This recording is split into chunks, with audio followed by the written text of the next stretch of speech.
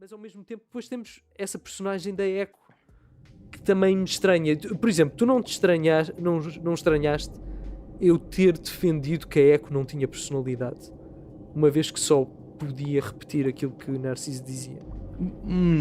É que bom.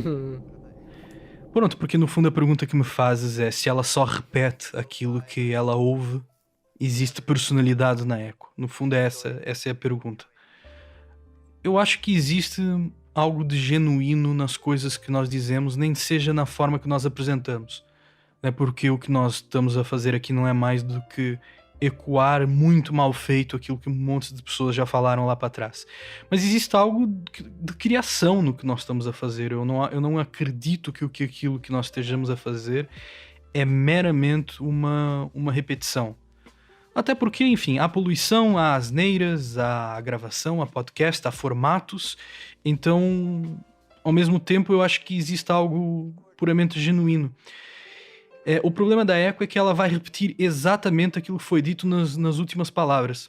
Tu sabes que existe um conto, só para contar isso muito rápido? O ouvinte vai pesquisar quem é que fez isso, que eu agora não me lembro.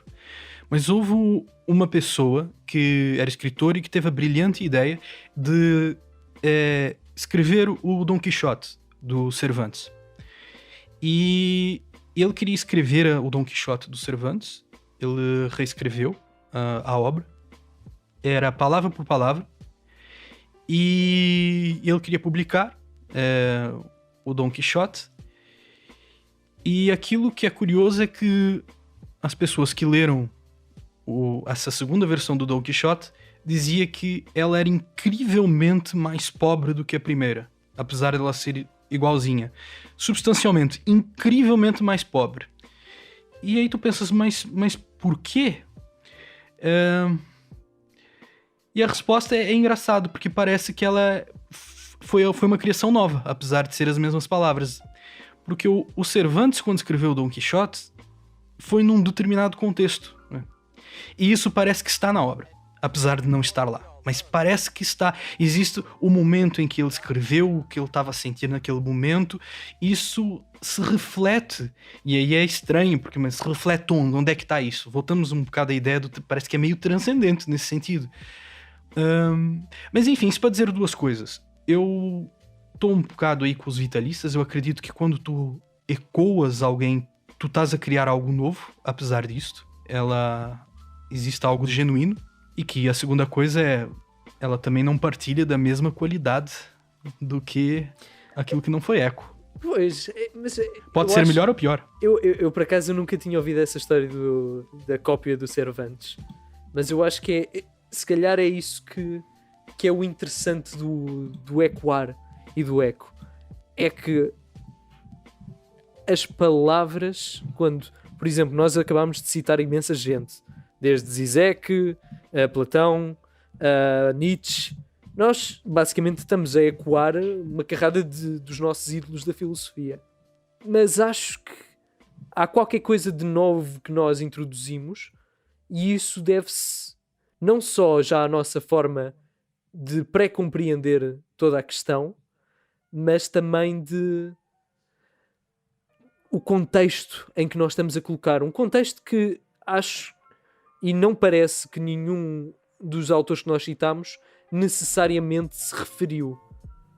E eu acho que isso é o que torna giro o próprio eco. Exato. É porque o eco não é uma mera repetição. É exatamente uma ligeira reinterpretação dedicada ao momento. Exato, dedicada ao momento. Excelente palavra. Eu acho que é exatamente isso. Porque aquilo que nós ecoamos é um recorte da realidade. Né? E não é só de nós. De nós. E eu acho que é isso que é interessante com o Narciso. Mas o meu ponto de dizer que é um recorte da realidade é por que nós recortamos exatamente esse aspecto da realidade. E aí eu acho que é aquilo que tu estavas a dizer. É porque o momento em que nós nos encontramos, por alguma razão, foi aquele recorte da realidade que nós queríamos apresentar. Acho que esses recortes trazem algo de ti. Algo que é aquilo que tu és. E é por isso que eles juntam então a eco com o Narciso. Porque essas realidades que ecoam e vão demonstrar aquilo que tu és. O João Tordo, ele escreveu um livro sobre escrever livros. Ele está a dar dicas a escritores de como escrever livros. E ele responde perguntas muito básicas, né? E aqui é uma pergunta que ele respondeu sobre o quê? Sobre o que é que eu escrevo. E aí ele disse que ele aqui está a citar o Neil Gaiman. E ele que disse: começa por contar as histórias que só tu podes contar. Porque haverá sempre melhores escritores do que tu. Escritores mais inteligentes. Haverá sempre pessoas que são muito melhores a fazer isto ou aquilo. Mas apenas tu és tu. Cabe aqui no contexto, nesse sentido de que, ao mesmo tempo, nós contamos as nossas histórias também ecoando. Não é? Há sempre uma influência e eu acho que é isso que seria giro se houvesse um eco, se calhar mais eficiente na tua história que tu contaste do Cervantes. Porque ele realmente poderia contar episódios muito parecidos, mas perdeu completamente o contexto e perdeu-se completamente dele mesmo. Ficou... Exatamente. Ele não... Esse foi o ponto. Ele podia ecoar a história do Cervantes.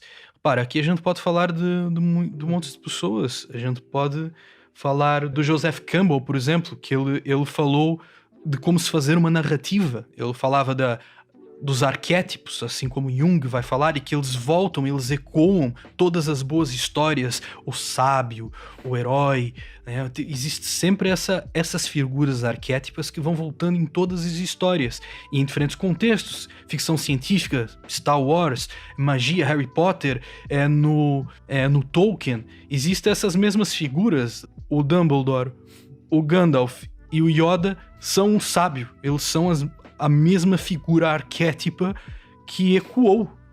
E então esse é o ponto, só que eles ecoaram de uma forma de que se estava a contar uma história que era própria e que era única. Então, assim, nós podemos ecoar escrevendo uma história que só nós podemos contar porque somos nós. Há uma história que é um eco de outra e que não sei até que ponto é que é decente naquilo que faz, que é o 7º episódio do Star Wars, que claramente é uma cópia do 4º. Não, o exemplo é o Cervantes aí. Aí é a história do Cervantes, né? Claramente. Não sei até que ponto é que não é assim que se faz as coisas. Inovador e a pensar num contexto diferente. Não. Mas não.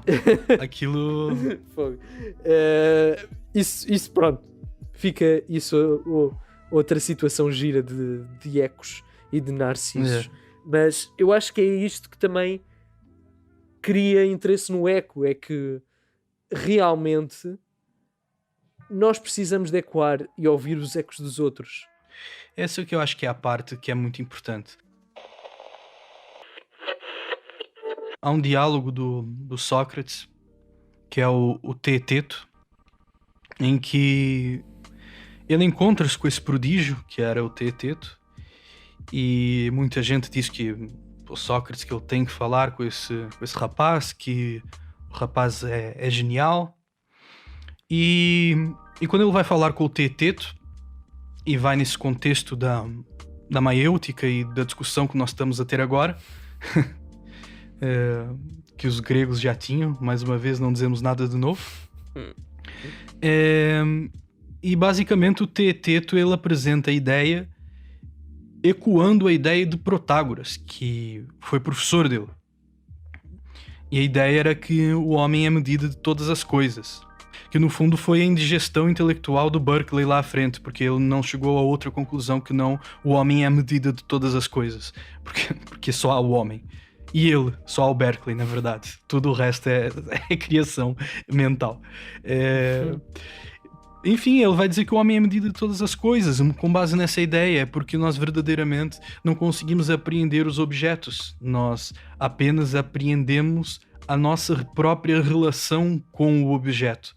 Tu não apreendes, tu não vês o objeto, tu apreendes a visão, que é tua, que foste tu que criaste. E ele vai falar em diversas coisas, quando tu disse que tu não podes verdadeiramente falar de propriedade dos objetos. Se nós formos falar que a caverna é fria, nós estamos a falar apenas que nós temos frio na caverna, ou que o toque dela. Da nossa relação com... Sim. Sim, e tu podes dizer, mas tu podes medir. Sim, mas se é frio ou quente, é abstrato se é frio ou não. Exato.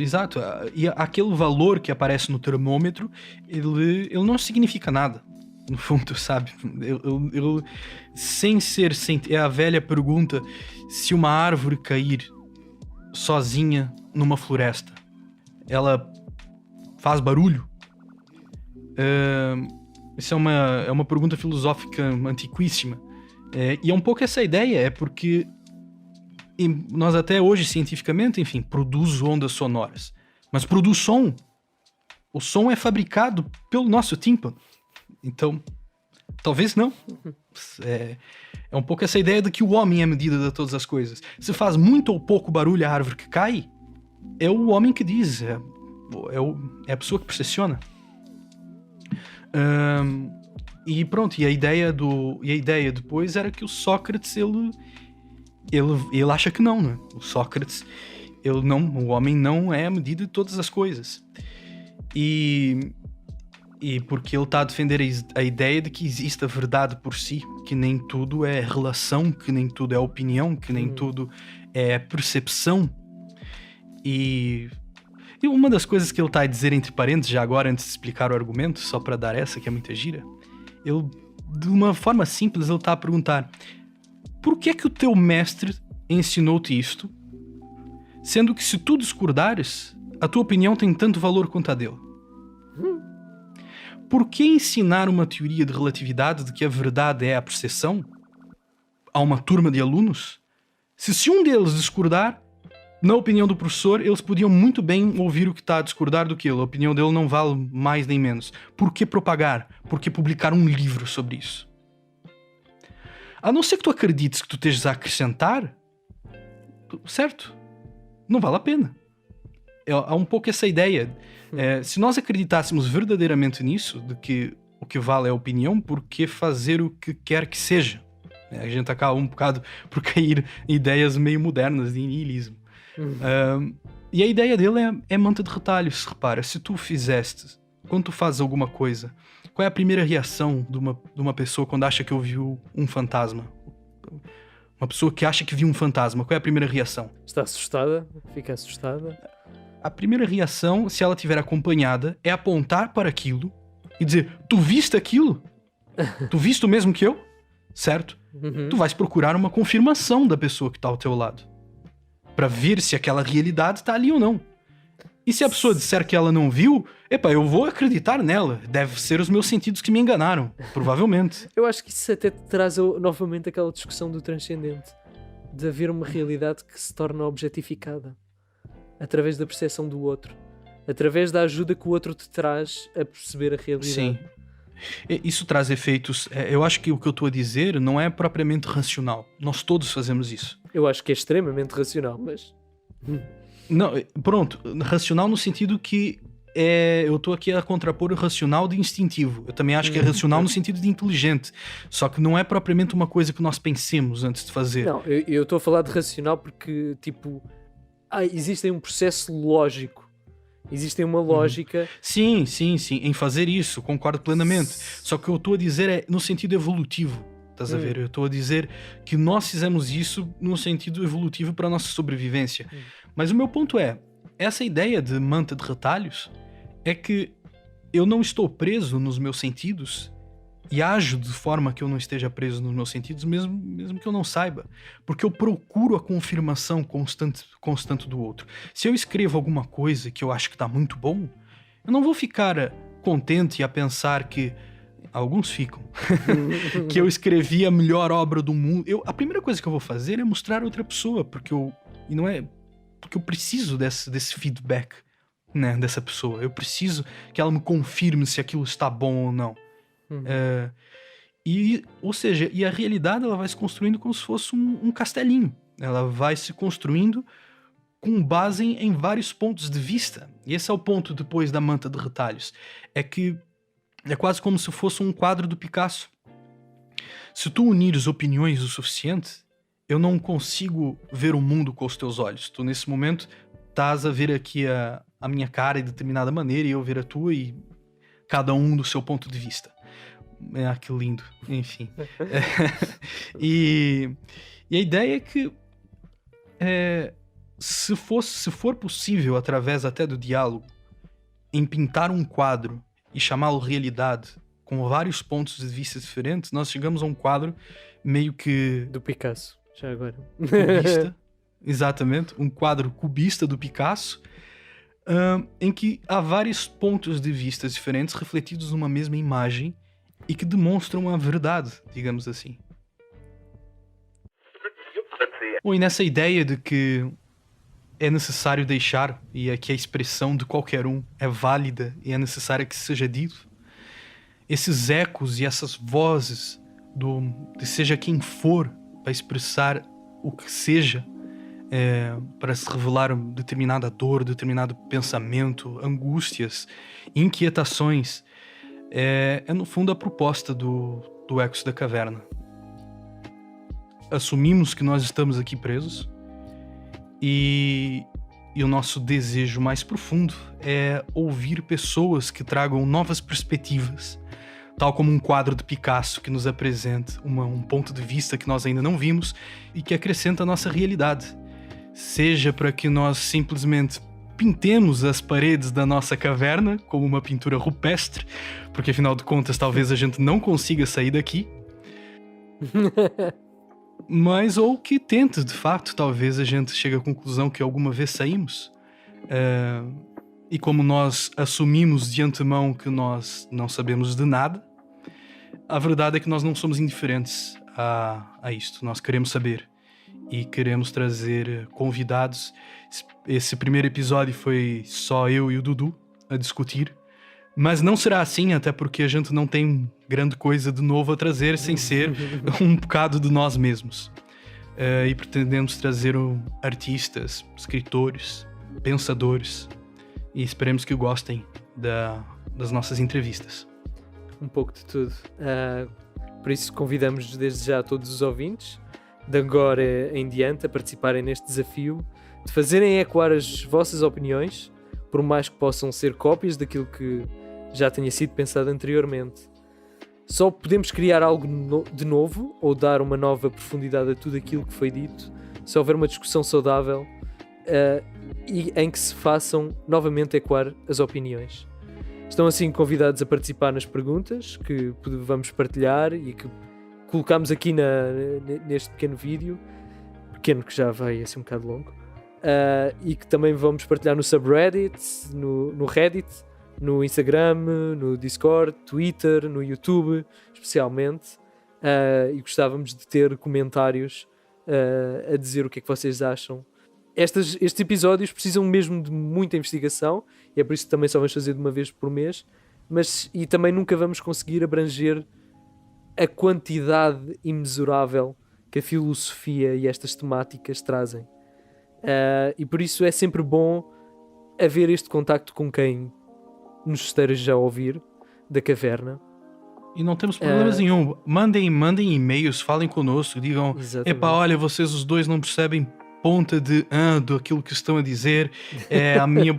Não digam só isso, até porque assim também não acrescentam nada não acrescentam nada ao quadro. Mas, enfim, digam o que acham, concordam com Sócrates. Sinceramente podem me chamar de estúpido e dizer, mas têm que dizer porque é que eu sou estúpido. Exatamente. Que é para eu deixar de ser estúpido. Exatamente. Por isso, façam-se ecos desta caverna, pois ainda existe muito para onde explorar nestas sombras. Eu sou o Eduardo e assim me despeço. Queres despedir, eu sou Fábio? Não, eu sou o Fábio e até já. Não vou. Não há muitas mais despedidas. Pronto.